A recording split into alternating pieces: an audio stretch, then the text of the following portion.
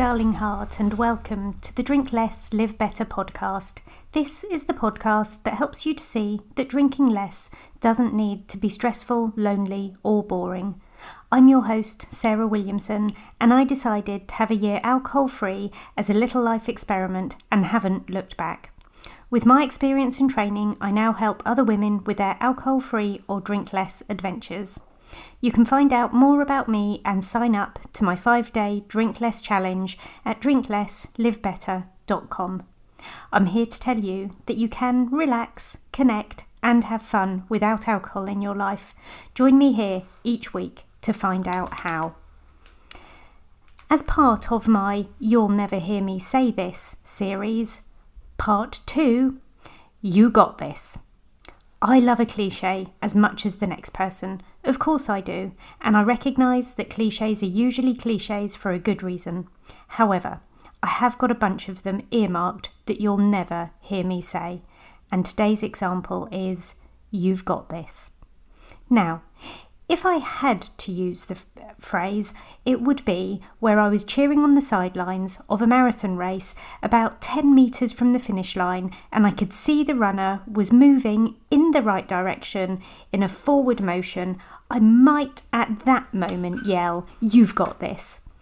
But to be perfectly honest, I'm British, and I'm more likely to politely clap, wave a flag and say, "Shall we go for a nice cup of tea after this? Standing up is tiring."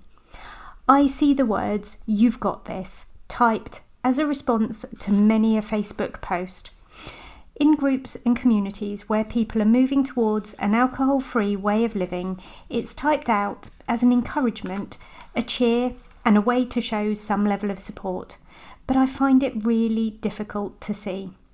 When a stranger online writes a comment about how alcohol is impacting them and how they want to change, we often have no context around that.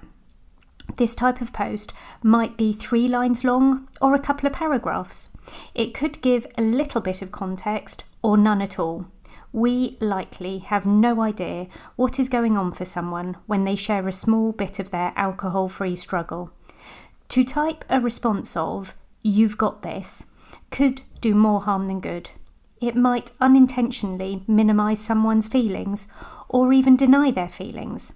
It could be dismissive of what they have just shared, and of course, we can never know ourselves whether someone has got this or not. They could be very far from getting it at that moment. Next time you see a comment in a Facebook post, try to consider whether someone actually wants some sympathy or some solutions. Do they explicitly ask for what they want or need?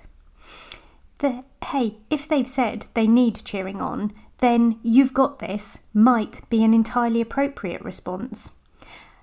Other approaches you could consider are asking someone how you could help, reassuring them that you care, offering to help them find resources, expressing sympathy, or showing some level of understanding. I know I've found it frustrating in the past when people have told me, "I've got this," when I've been unsure of my own capabilities, which is the main reason I'm cautious now. If, on the other hand, you're coming to cheer me on next time I'm about to go for a run, do feel free to shout, cheer, and "You've got this" at me right near the finish line. Oh, and do please follow that up with a nice cup of tea. Thank you for listening this week, and P.S. I believe in you.